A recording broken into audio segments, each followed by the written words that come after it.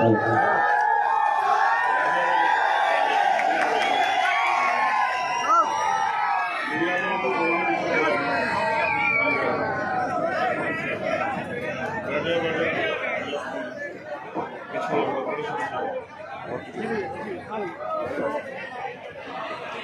भीम।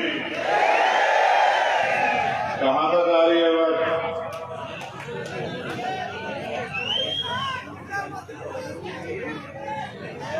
तुम्हें थोड़ा सा कष्ट लेना पड़ेगा, थोड़ी देर बैठ जाओ। तुम्हारे वैसे आगे के लोग परेशान हो रहे हैं, बैठ जाओ।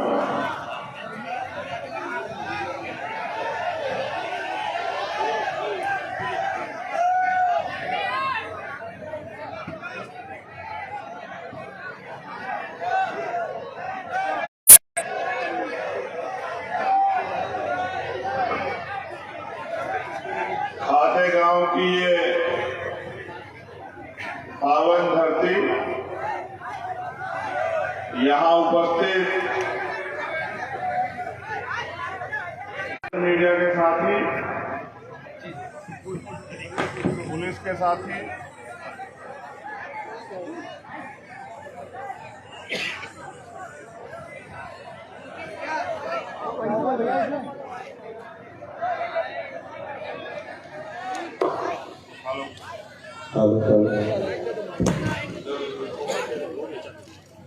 हेलो।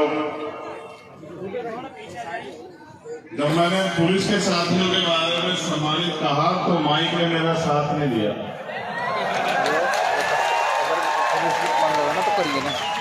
वही तो बात होगी। तो फिर मैं दोबारा कहता हूं कि पुलिस के हमारे सम्मानित साथी, इस मंच पर उपस्थित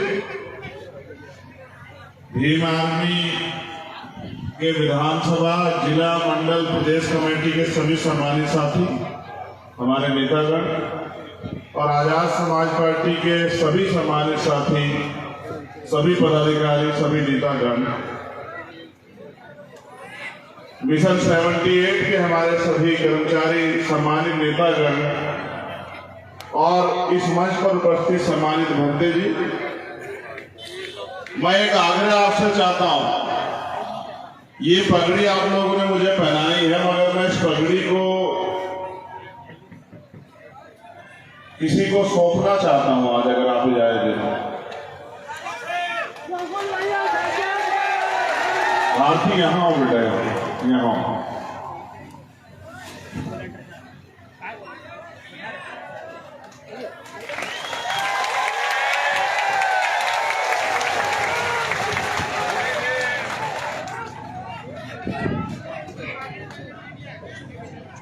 ये भारती है, यहाँ इधर मेरे बाबू। क्या आप इसे जानते हैं? मैं पूरे देश में घूमता हूँ, बहुत बहादुर बहनों से मिलता हूँ, ये उनमें से एक है। मैंने अन्याय के आगे बहुत सारे लोगों को झुकते हुए, टूटते हुए देखा है, कमजोर पड़ते हुए देखा है, लेकिन अन्याय के खिलाफ लड़ते हुए बेटी होकर मैंने भारती को बहादुर वीरांगना के रूप में देखा लड़ते हुए, खाते गांव से भोपाल तक। तो इसलिए मैंने इस पगड़ी को इसको सौंप दिया। एक कर्ज इसका भी उधार है, क्योंकि सरकार में वो कर्ज नहीं उतार पाए। हमने जोर लगा के संघर्ष करके सीबीआई जांच की तो मांग पूरी करवा दी, लेकिन न्याय नहीं मिला, जहां तक मैं जानता हूं। क्योंकि जिनके खिलाफ सीबीआई की जांच हो रही है, जो करवा रहे, सरकार भी उनकी, सीबीआई भी उनकी और अपराधी भी उनका। तो मैं एक वचन देते हुए उससे जरूर कहूंगा कि मेरी बहन, याद रखना, जिस दिन ताकत हमारे हाथ में होगी, ऐसे गुंडों का ऐसा इलाज करेंगे, उनकी कई पीढ़ियां याद रखेंगे। किसी को बैठ जा। जब मैं इसे देखता हूं तो वो दर्द मेरे याद आता है नेमावर में। आपका वो उत्साह भी, जिस उत्साह से आप नेमावर गए थे, लाखों की संख्या में, जैसे आज आप पहुंचे। लेकिन नेमावर में जो दर्द मैंने जाके उस दिन भारती और इससे जो बड़े भाई है उनसे सुना था, जो अन्याय इनके साथ हो, मेरी आंखों में आज भी वो दर्द ताजा हो जाता है जब मैं भारती को देखता हूं। और भारती जैसी हजारों बहनें, चाहे वो मध्य प्रदेश हो या भारत का कोई और कोना, उसमें इस उम्मीद से बैठी हुई है कि कभी तो उनको न्याय मिलेगा। मैं अपनी बात को शुरू करते हुए बहुजन समाज में समय समय पर जन्मे सभी संतों, गुरुओं, महापुरुषों को नमन करता हूं और खातू गौड़ की ये धरती खाते गांव को भी नमन करता हूं।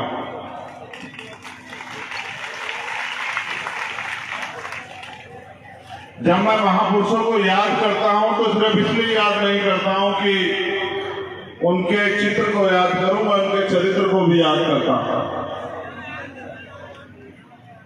चरित्र, उनका जीवन, संघर्ष, उनकी सेवाएं और उनके जीवन का हमारे जीवन पर प्रभाव। दुनिया में शांति और मानवता का संदेश अगर सबसे पहले कहीं से गया तो वो भारत की धरती से गया। भगवान बुद्ध की धरती से, भगवान बुद्ध के उपदेशों के रूप में। और मुझे बड़ी खुशी है कि अभी 2 दिन पहले ही मैं भगवान बुद्ध की जन्मस्थली लुम्बिनी होके आया नेपाल में। मैं गया था सिद्धार्थनगर। संविधान बचाओ, देश बचाओ, ईवीएम हटाओ, लोकतंत्र बचाओ एक रैली में अपनी आजाद समाज पार्टी की संबोधित करने। और फिर मैं सुबह मुझे पता लगा कि लुम्बिनी यहां से 40 किलोमीटर के लगभग है। तो मैंने कहा कि कोई बात नहीं, मैं जरूर जाऊंगा। जीवन का पता नहीं है लेकिन मैं यहां हूं तो जरूर जाऊंगा। तो पूरी दुनिया में शांति का उपदेश देने वाले महामानव तथागत बुद्ध, संत श्रोमणी सतगुरु रविदास जी महाराज, भगवान वाल्मीकि महाराज, गुरु नानक देव, संत कबीर, गुरु घासीदास, नारायण गुरु संत गाडगे जी महाराज, राष्ट्रपिता ज्योतिबा फूले, छत्रपति साहू जी महाराज, भगवान बिरसा मुंडा, महामना रामसु वर्मा, बाबू जगदेव प्रसाद कुशवाहा, जननायक कपूरी ठाकुर, बाबू शिवदयाल चौरसिया, चौधरी चरण सिंह जी, सर छोटू राम, विश्वरत्न डॉक्टर बाबा साहब अम्बेडकर, तांत्या भील, डॉक्टर एपीजे अब्दुल कलाम साहब, मान्यवर दीना भाना वाल्मीकि साहब और मेरे गुरु, मेरे आदर्श मान्यवर साहब काशीराम जी को भी आज खातेगांव की धरती से नमन करता हूं।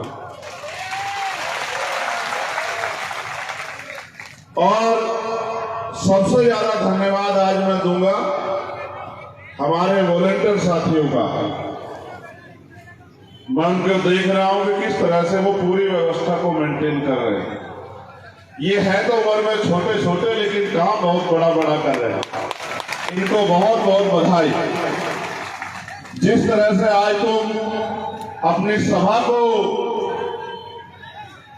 अनुशासनात्मक करने का प्रयास कर रहे हो, इसी तरह से आपके आंदोलन से जो नेता तैयार होगा वो समाज को आगे बढ़ाने का काम करेगा, अपने पैरों पर खड़ा करने का काम करेगा, ऐसा मेरा विश्वास है। मेरे पास जब भी मैं मध्य प्रदेश आता हूं हमेशा बहुत सारे कागज आते हैं। जिस भी जिले में जाता हूं उसी जिले से कागज आते हैं और वो सारे कागज किसी ना किसी अन्याय के होते हैं कि अन्याय हुआ और अन्याय करने वाला खुलेआम घूम रहा है और पीड़ित लोग थाने कचहरी के चक्कर काट रहे हैं। खातेगांव का अन्याय, नेमावर का अन्याय, एक अन्याय वो जहां हमारे साथियों को अपमान सहना पड़ा, उनके साथ मारपीट हुई, उनकी मूछें उखाड़ ली गई, और एक अन्याय नेमावर का। ये दोनों अन्याय मैंने अपने सीने में दर्ज किए हैं, डायरी में दर्ज नहीं किए, क्योंकि हम लोग स्वाभिमान सम्मान के आंदोलन को आगे बढ़ा रहे हैं। तो ना मैं उन अधिकारियों को भूलूंगा और ना उन आरोपियों को भूलूंगा, ये बात आप लोग अच्छी तरह से याद रखना। सम्मानित साथियों, मेरी बात पे गौर करना। जब आप अपनी मेहनत का एक एक पैसा लगा के अपने पूरे दिन को खर्च करके तमाम तरह की मुसीबतों का सामना करके यहाँ पहुंचे हो, तो आज मैं जो तुम्हें यहाँ से कह रहा हूं वो सीख के जाना और उसको जाके जगत आगे मेरी बात को आपने बढ़ा दिया। तो मैं विश्वास से कहता हूं कि आगे किसी के आगे आपको हाथ नहीं फैलाना पड़ेगा, इस बात को आप याद रखना।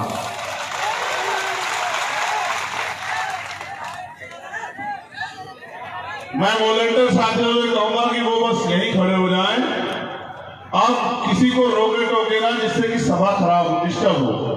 आप वॉलंटियर साथी यहीं खड़े हो जाए अपनी जगह पे बस, और मेरी बात को वो भी गौर से सुने, क्योंकि आज के बाद उनको भी तो समाज के इस काम को आगे बढ़ाना है।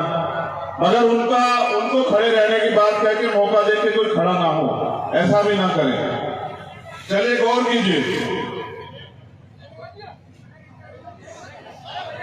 जब भारत आजाद नहीं हुआ था, उस आजादी से पहले हमारे महापुरुषों ने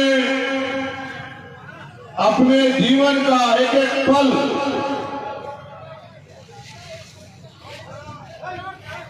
हाशिए पे गिराए गए, तमाम तरीके से अधिकारों से वंचित रखे गए, तमाम तरह की सुविधाओं से वंचित रखे गए और नकार दिए गए समाज को, चाहे वो महिलाएं हो, चाहे वो अल्पसंख्यक समाज के लोग हो, उनको आगे बढ़ाने के लिए अपना सारा जीवन जो है वो निछावर करने का काम किया। और छोटे छोटे को भारत अंग्रेजों के अधीन था। 15 अगस्त 1947 को भारत अंग्रेजों से आजाद हुआ,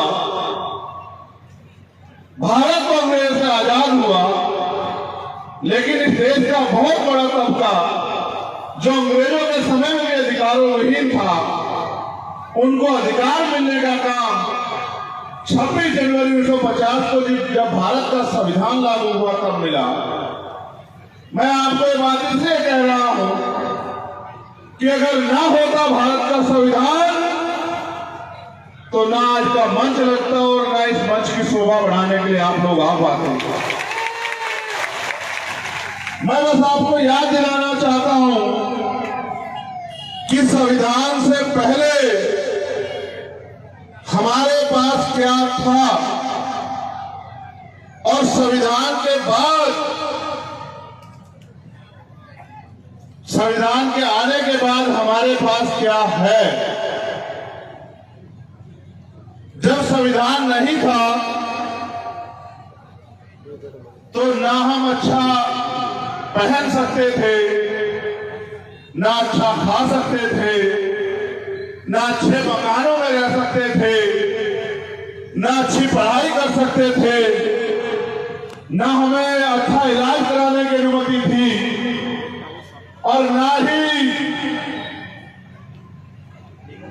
हमें डॉक्टर, इंजीनियर, आईएएस, आईपीएस बनने, यहां तक कि प्रधान से लेके विधायक और एमपी बनने की भी आजादी नहीं थी।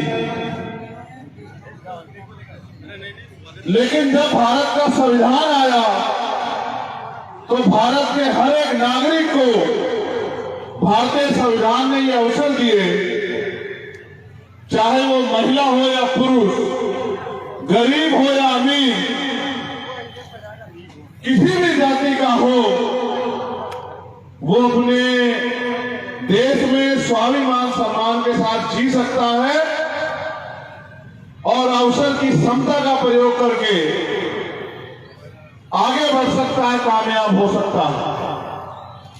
यानी कि जो एक भयंकर अंधेरा हमारी जिंदगी पे था, बाबा साहब अम्बेडकर ने अपने 4 बच्चों की कुर्बानी देकर उस अंधेरे को छाड़ दिया और संविधान के रूप में हमें आगे बढ़ने का, स्वाभिमान सम्मान से जीने का रास्ता दिया।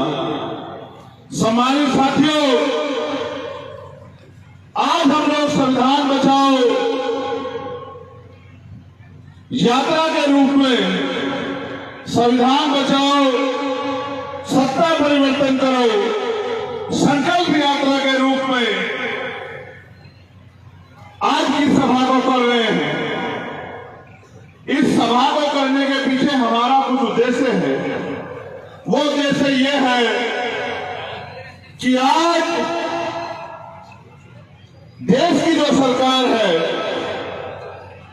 और उनके जो प्रधानमंत्री के आर्थिक सलाहकार हैं, समिति के अध्यक्ष, वो ये कह रहे हैं कि भारत के संविधान को बदलने का समय आ गया है। हम सभाएं तो पूरे देश में लगातार कर ही रहे हैं, लेकिन आज हमारे ऊपर कठिन दौर आ पड़ा है और हमें इस कठिन दौर में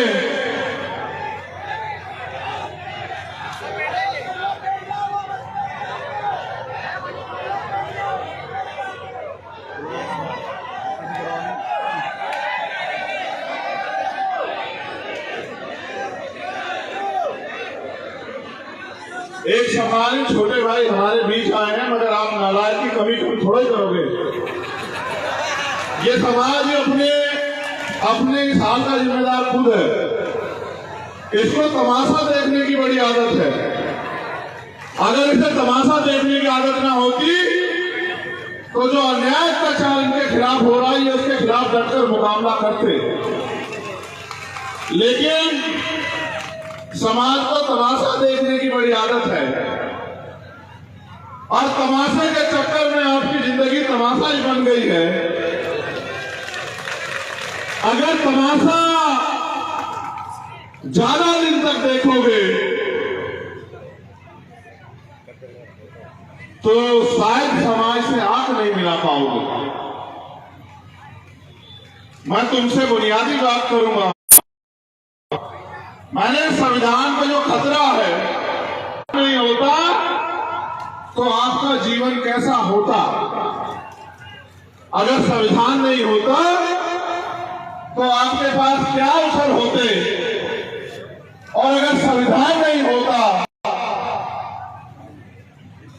तो शायद आज आप इतने स्वाभिमान सम्मान से देश के साधनों में हिस्सेदारी नहीं कर रहे होते। आज उस संविधान को केंद्र की सत्ता में बैठे लोग खत्म कर देना चाहते हैं। और क्यों ना करे, जिनको वो लंबे समय से व्यवस्था बना के, गुलाम बना के जिनको उन्होंने रखा, आज इस संविधान की वजह से वो प्रधान से लेके विधायक, मंत्री, MP, doctor, engineer, IAS, IPS बनने लगे हैं।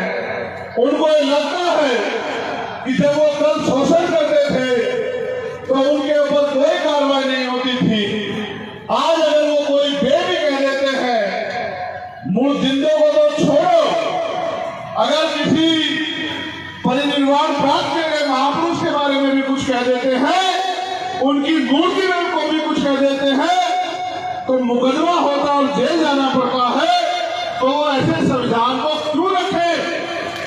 वो तो अपनी जगह सही है, लेकिन मुझे आपसे पूछना है कि क्या आप अपनी जगह, अपनी जिम्मेदारी को अदा कर रहे हो?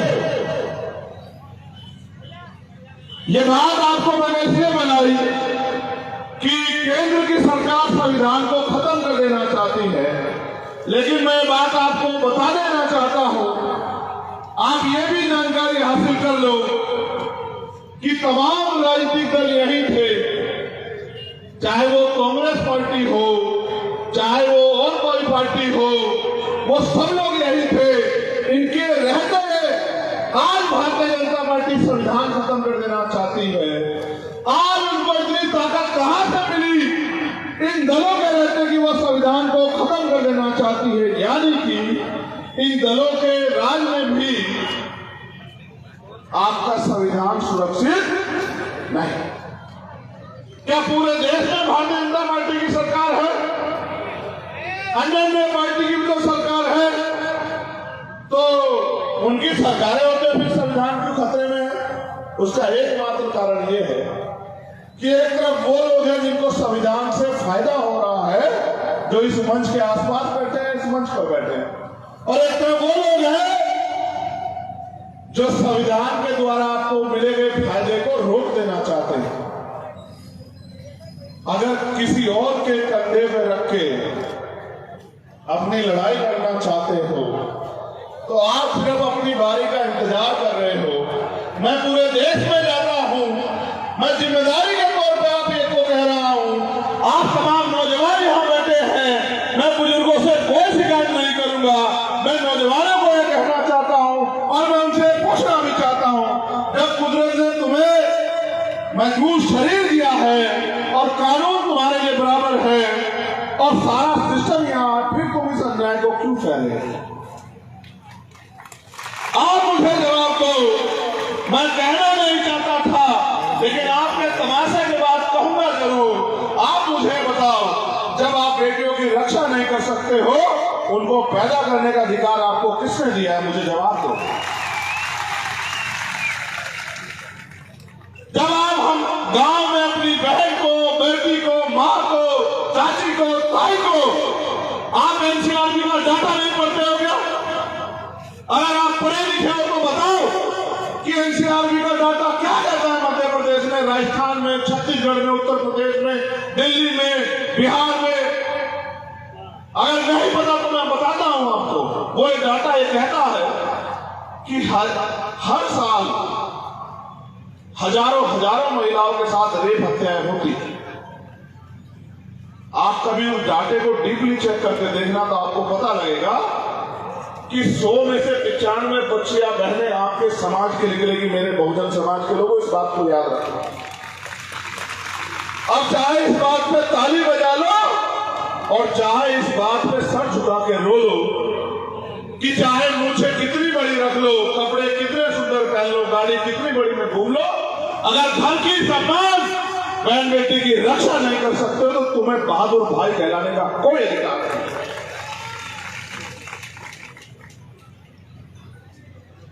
क्या हो गया तुम्हारे खून को? क्या हो गया? किसकी नजर लग गई बहादुरों को? एक वो समय था कि एक खाते गांव की धरती हम आदिवासियों के नाम से जानी जाती थी। एक वो समय था कि यहां हमारे वीर उनके शौर्य के आगे बड़े से बड़े जालिम घुटने टेक देते थे।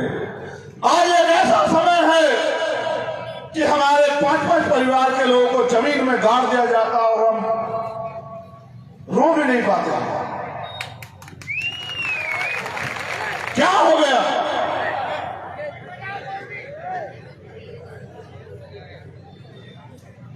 क्या हमारा जमीन मर गया? क्या हम कमजोर हो गए? क्या हम विकलांग हो गए हैं? या फिर हम गैर जिम्मेदार हो गए?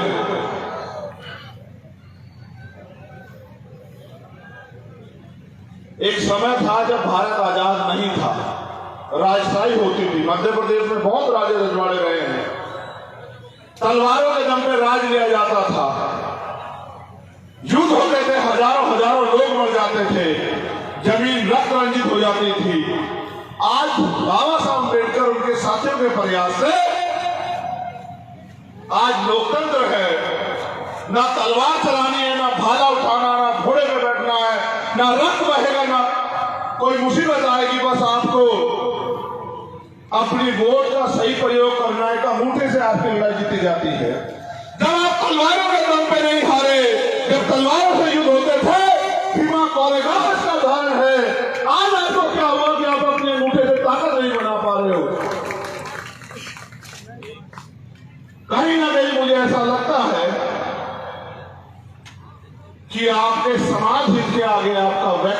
व्यक्तिगत हित जो है, आपकी छोटी मोटी सुख सुविधाएं, थोड़े बहुत पैसे आपके समाज हित के आगे बड़े हो गए हैं। वरना वो समाज जो अपना इतिहास भूल गया है आज, जिसको सदियों अभी मोहन भागवत ने कहा, मैं धन्यवाद करता हूं उनका, उन्होंने कहा, कब कहा? जब हमने कहा कि हम संविधान बचाओ यात्रा चला के भारतीय जनता पार्टी केंद्र की सरकार को और मध्य प्रदेश में भी भारतीय जनता पार्टी की सरकार को जमी दर्ज करने का काम करेंगे, हम इनको सबक सिखाएंगे। तब सब प्रमुख मोहन भागवत ने कहा कि 2000 साल तक हमने इनको जानवरों जैसा जीवन जीने के लिए मजबूर किया। अभी आरक्षण खत्म नहीं होना चाहिए, 200 साल आरक्षण रहना चाहिए। मैं ये कहना चाहता हूं, ये लोकतंत्र है, जिनका वोट होगा उनका राज होगा। वोट 80% बहुजन समाज के लोगों के पास है। वो कौन होते हैं आरक्षण देने वाले? हम हैं। हम अपनी ताकत बना के, अपनी सत्ता बना के, अपनी हुकूमत बना के देने वाली चाबी कलम अपने हाथ में ले, देने का काम हमारा है, उनका काम नहीं है। लेकिन इस लोकतंत्र में जहां आपके पास ताकत होनी चाहिए थी, आज हालात देखो क्या है। अगर कोई बौद्ध धर्म को मानने वाला भक्त जी यहां बैठे हैं, बुद्ध विहार में प्रार्थना कर रहा हो तो कोई आके बुद्ध विहार पे हमला कर देता। बुद्ध वंदना करा रहा हो तुम, भगवान बुद्ध की तस्वीरें को उठा के फेंक देते हैं, मुकदमे दर्ज हो जाते हैं। अगर कोई इस्लाम को मानने वाला अपनी मस्जिद में अजान पढ़ रहा हो तो उस मस्जिद पर जाके किसी दूसरे धर्म का मजहब का झंडा लगा देते हैं, उसकी दाढ़ी पकड़ के उसको कहते हैं कि इस धर्म का नारा लगाओ वरना पीटेंगे। अगर जिनकी संस्कृति रही है, जो इस देश का मूल निवासी हमारा आदिवासी समाज, मैं जब यहाँ बैठा मुझे बताया जा रहा था कि ये उनकी धरती है, लेकिन यहाँ जो उनकी संस्कृति थी, एक कुल देवी जिसको बनाया उन्होंने, यहाँ जिसको उन्होंने स्थापित किया, उनसे छीन के और यहाँ के चंद लोगों ने अपने कब्जे में कर लिया। और जिनका अधिकार बैठता है वो सड़क पे खड़ा है। ये बात मैं आपको इसलिए कह रहा हूं क्योंकि आप अपनी ताकत को नहीं समझ रहे हैं। वो आज के समय में जब वोट की शक्ति आपके पास है, दुश्मन बड़ा तेज है, और राजनीतिक रूप से जो कह रहा हूं उस पर गौर करो। दुश्मन ये कहता है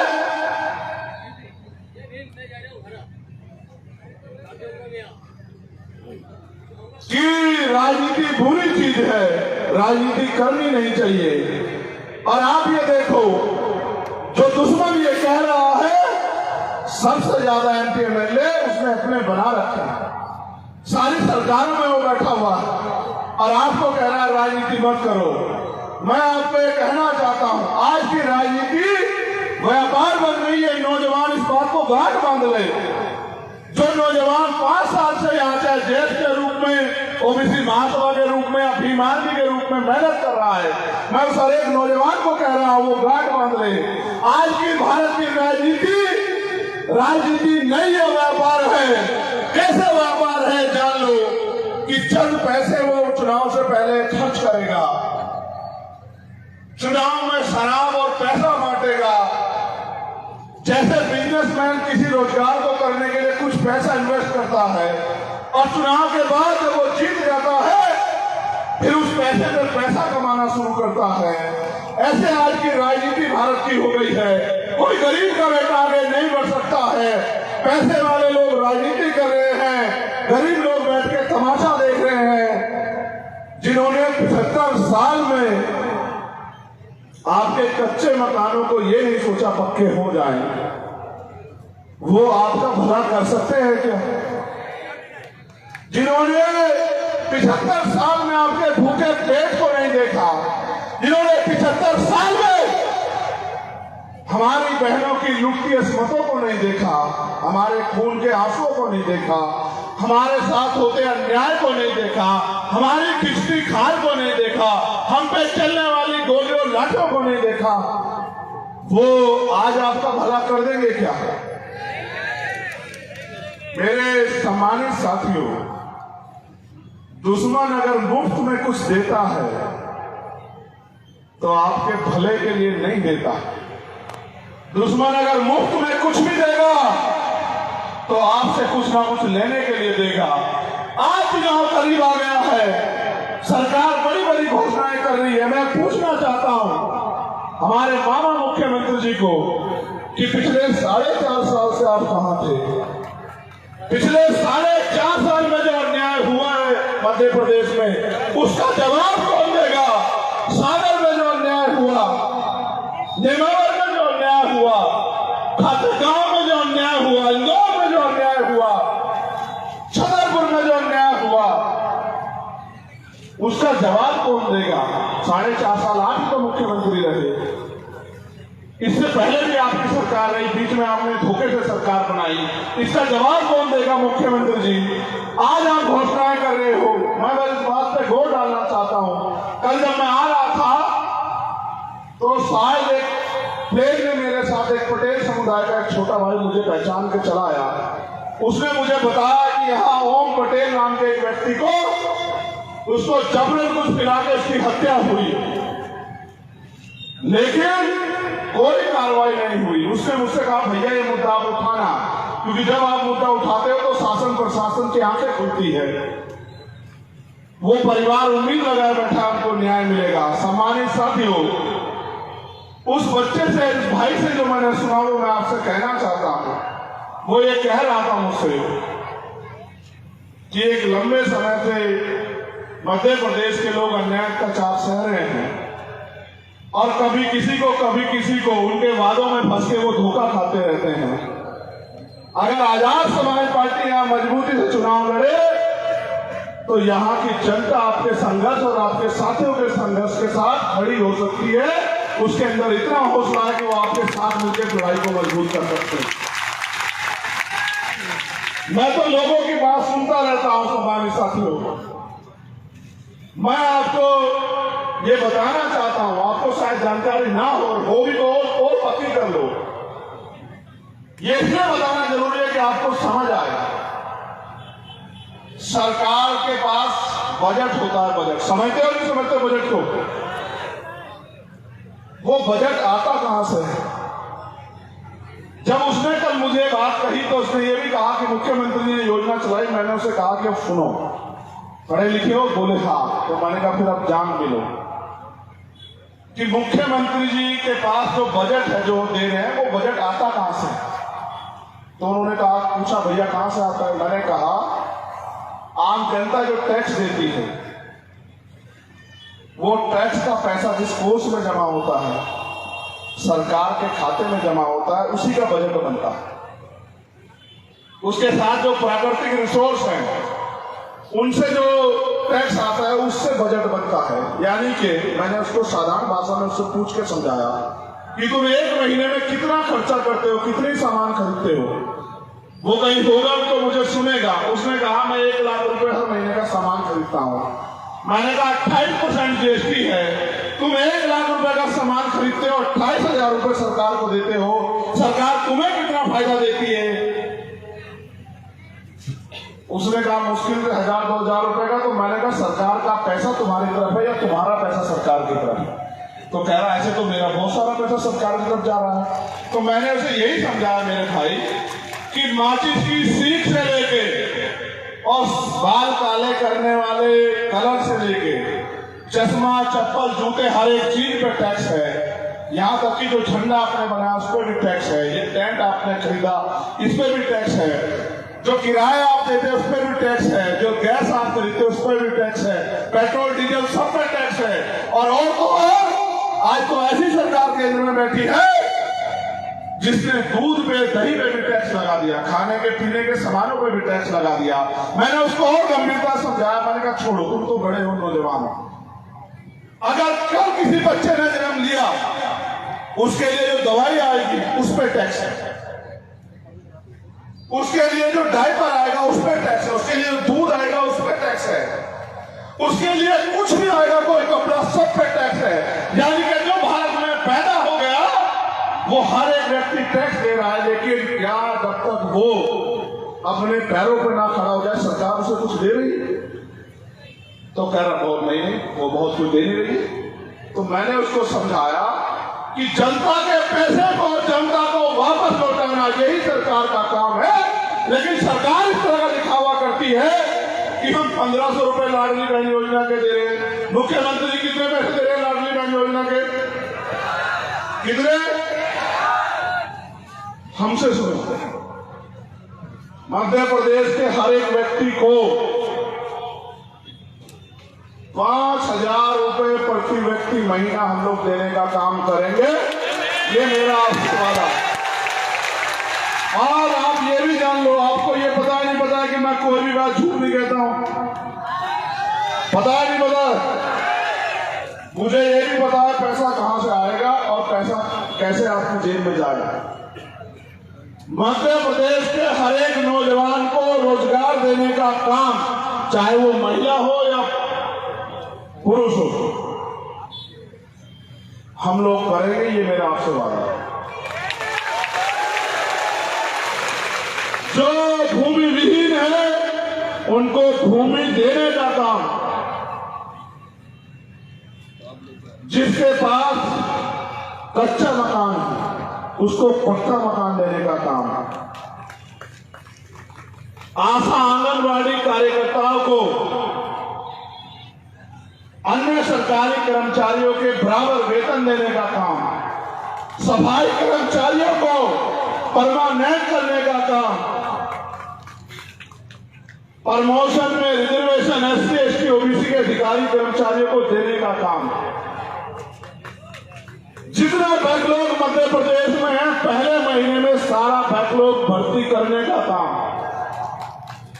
महिलाओं को सुरक्षा का माहौल, सशक्तिकरण का अवसर, सबके लिए अच्छी पढ़ाई और अच्छा इलाज देने का काम हम लोग करेंगे। आप बताओ इसके अलावा आपको क्या चाहिए? मैंने आपको 12 फरवरी को भोपाल में भी कहा था कि अपनी समस्याओं का घोषणा पत्र बना के दे दो मुझे, और ये मांग पत्र बना के दे दो, मैं इसको घोषणा पत्र बना दूंगा। मैं पढ़ा लिखा वकील आदमी हूं, मैं आपके दर्द को दर्द समझता हूं क्योंकि आपका खून हूं, और मैं जानता हूं कि जब तक आपकी जेब में पैसे नहीं आएंगे, सोचो एक घर में 4 आदमी है, उसको 20,000 रुपए महीना मिलेगा, क्या वो किसी आगे हाथ फैलाएगा? बताओ, जवाब दो। अब मैं आपसे जो कह रहा हूं वो इस बात पर गौर करना, भारत का संविधान भारत के हर एक व्यक्ति को रोटी, कपड़ा, मकान की गारंटी देता है, लेकिन आप ये नोटिस करना कितने लोग धार्मिक स्थलों के बाद ऐसे हाथ फैलाए बैठे रहते कोई उनको रोटी दे दे। कितने ऐसे लोग होंगे मध्य प्रदेश में जो भूखे पेट सोते होंगे। ये राजनीतिक लोग हमेशा से आपकी मजबूरियों का फायदा उठाते रहे। इनको ये लगता है कि अगर जनता की जेब में पैसा होगा तो वो आपके धोखे में, आपके छूट में नहीं आएंगे। क्या मैं नहीं जानता हमारे लोगों के हाल? अगर शादी करानी हो बेटी की तो उधार लेंगे पैसे, अपने बच्चे को अच्छी जगह पढ़ाना हो तो जमीन गिरवी रख के लोन लेंगे और पूरी जिंदगी उस लोन को उतारते रहेंगे। मैं आपसे कहता हूं, हर आर्थिक रूप से कमजोर वर्ग की हर एक बेटी को जब उसकी शादी होगी 1 लाख रुपए का अनुदान सरकार देने का काम करेगी, अगर आप लोग हमें अवसर दोगे। भाई अगर आपका पैसा आपके ऊपर लगा दिया तो क्या बदला, क्या नुकसान हुआ? वही पैसा जो नेता अपनी जेब में घुसा ले रहे हैं, एक नेता विधायक बनने के बाद 5-5 हजार करोड़ का मालिक हो जा रहा है, वो पैसा अगर जनता को वापस कर दिया तो क्या नुकसान होगा? नुकसान ये होगा, अमीरों की तिजोरियों पे ताले लग जाएंगे और गरीब के पेट जो है वो भूखे नहीं रहेंगे, बस इतना बदलाव होगा। कोई किसी के साथ जुल्म जाति अन्याय नहीं कर पाएगा। अगर कोई किसी गरीब को, कमजोर को, दलित, पिछड़े, आदिवासी को या किसी भी समाज की बहन के साथ अन्याय करेगा, उस हरेक अपराधी पे रासुका लगा के उसको जेल भेजने का काम और 3 महीने के अंदर उसको सजा दिलाने का काम हम लोग करेंगे। अगर कल किसी दलित आदिवासी की हत्या कोई कर देता, अभी 8.5 लाख रुपए मिलते हैं, 8,25,000 रुपए मुआवजे के तौर पे एससी एक्ट के तहत हम लोग कानून बना के 30 लाख रुपए प्रति व्यक्ति को देने का काम करेंगे। और जिस परिवार के साथ उसके परिवार से कमाने वाला व्यक्ति चला जाएगा, उसको एक सरकारी नौकरी देने का काम करेंगे। आप मुझे बताओ क्या नामुमकिन है इनमें से? कोई भी व्यक्ति, जितने लोग हजारों यहाँ बैठे, एक आदमी खड़ा होकर बताओ कि ये नामुमकिन है, और ना करके दिखाया तब आप मुझे बताना। लेकिन मैं आपसे कहना चाहता हूं, कब तक उनके चक्रों में पड़े रहोगे? अगर वो आपका भला करना चाहते तो 75 साल में आपकी जिंदगी नहीं बदलती क्या? भोपाल से आते हुए किशन लाल बागली एक्सीडेंट में मेरा भाई चला गया। मैं जब उसके घर गया, उसका मकान देखा कच्चा था, मेरा सर उसके दरवाजे में अड़ रहा था। ये बात मैं आपको इसलिए कह रहा हूं मेरे लोगों कि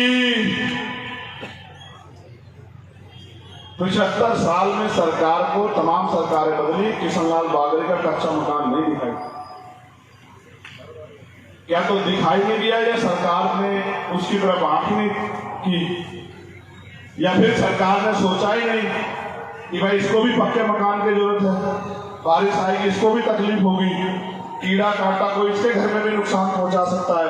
इसलिए मैं आपको कहना चाहता हूं, मैंने तो ये भी कहा, अगर हमारे आदिवासी साथी तैयार हो जाए तो पहला मुख्यमंत्री मध्य प्रदेश में आदिवासी समाज का हम लोग बनाने का काम करेंगे। मैंने यही नहीं कहा। लेकिन अब आप ये सोचो, हमारे आदिवासी भाई कहते हैं कि भाई आज अनुसूची 5 का वो लागू नहीं हो रही है, हमारी जल जंगल जमीन पे हकमारी हो रही है। भाई जब राज आपका नहीं होगा तो हकमारी तो होगी। मैं तो आपसे कह रहा हूं आगे बढ़ो। जब आप ये सोचो कि जब आदिवासी समाज का मुख्यमंत्री होगा तो क्या किसी आदिवासी परिवार की जमीन को छीन लेगा? आप मुझे बताओ, पूरी जिम्मेदारी। तो ये तो आपको तय करना है कि 4.5 साल रोना है या 6 महीने संघर्ष करके अपनी ताकत बनानी है, या उन नेताओं का फिर से भरोसा करके उनके पीछे पीछे खड़े रहना। ये तो आपको तय करना है। इसलिए जब आपने सभा बुलाई तो मेरा ये फर्ज बनता है कि मैं आपको समझा के तैयार करूं कि आगे की लड़ाई किस तरह लड़नी है। इसलिए मैं आपसे कहना चाहता हूं कि पिछले 5 साल से ज्यादा समय से भीम आर्मी के नौजवान अन्याय अत्याचार के खिलाफ सड़कों पर संघर्ष कर रहे हैं। अब उन्हें संघर्ष करने से वो न्याय दिला सकते हैं, लेकिन अगर समाज को आगे बढ़ाना है, धार्मिक तौर पे जो अन्याय हो रहा है उसको रोकना है, अपने भाइयों को सुरक्षा का माहौल देना है, अपनी बहनों को सुरक्षा का माहौल देना है, तो राजनीतिक शक्ति अपने हाथ में लेनी पड़ेगी। इसलिए अब जब अवसर मिलेगा तो आजाद समाज पार्टी के प्रत्याशी को आप लोग जिताने का काम करना और केतली के चुनाव निशान पर ईवीएम का बटन दबाने का काम करना और अपनी एक वोट को आजाद समाज पार्टी को देके अपने बीच के व्यक्ति को विधानसभा में आपकी समस्याओं के लिए आवाज उठाने का मौका देना।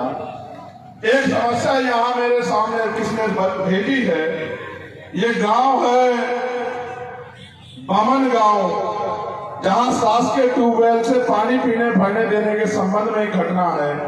मैं प्रशासन से कहना चाहूंगा, पुलिस के साथियों से, कि इस घटना का संज्ञान ले लें और उस परिवारों की मदद करें। वहां के कुछ अपराधी किस्म के लोग वहां से दलित समाज के लोगों को पीने का पानी नहीं लेने दे रहे हैं, ऐसी समस्या मेरे सामने आई, तो मैं पुनः अपने वॉलंटियर साथियों का,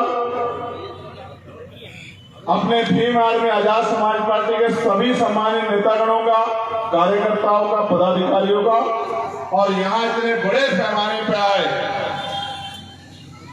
बहुजन समाज के वफादार योद्धाओं का, बहादुर ईमानदार संघर्षशील योद्धाओं का धन्यवाद स्वागत करता हूं। और सबसे ज्यादा धन्यवाद देता हूं माताओं बहनों का कि वो लंबे समय से यहाँ